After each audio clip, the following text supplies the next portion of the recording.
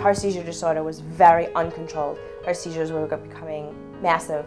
A couple of times she turned blue on us, and we resuscitated her right there on the living room floor. And the two of us, after that, broke down because it was just an unreal experience. She's a loophole in the system. She doesn't have a feeding tube. She doesn't qualify for certain care. Unfortunately, it's just a reality. There are private insurances that will not cover some of this. And there's also circumstances where Medicaid won't cover it. We want the families to understand that we don't stop at that point. We were never really prepared for what each minute held in store for Isabella. That's when we knew she needs to be someplace 24 hours a day. We can't do this anymore. She was getting to the point where both of us did not know how to take care of her.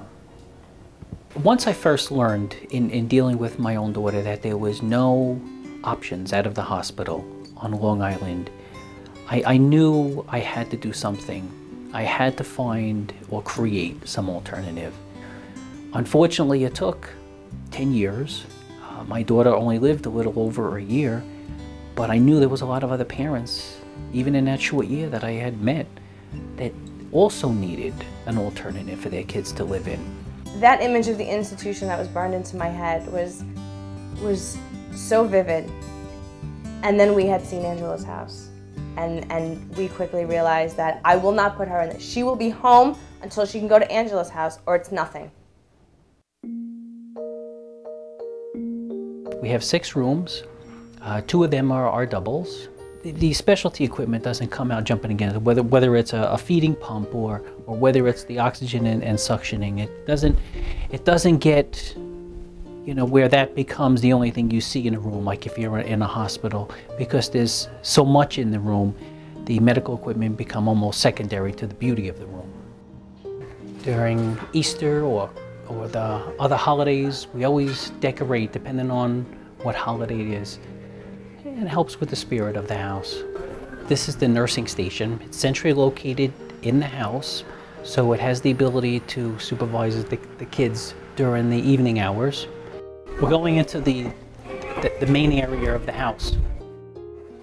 This is the area where all the children come out into the den and just have the ability to all be together. We wanted state-of-the-art homes that would not be afraid to handle some of the children that we wanted to be able to handle. So we knew there was going to be a lot of costs and cost overruns that we were going to need to support. And that's what's kept our efforts very busy, either looking for grants or donations to help support this. It's like a paradise, really. I mean, for someone in the situation that we're in and someone that's handicapped, you couldn't even put a price. It's priceless. There's nothing you could ever do to say thank you for the work that they do here. It could never be enough. It's far from over. Far from over. I mean, when I look into the future, I know we need additional funding to support a 3rd house, which we're actively trying to work on. We're also trying to work on a respite home. It's a short-term option where children can stay, whether it's for an afternoon, an overnight, a weekend, a full week. Just to give that family that ability to maybe get away or better yet, just recharge. It's an awkward feeling when a family's by themselves. Their love for their child is greater than anything in this world. And when you know there's a stranger out there making a donation or extending themselves to try to help us, it gives them a whole new hope in life. It's that feeling as if humanity is out there supporting us all.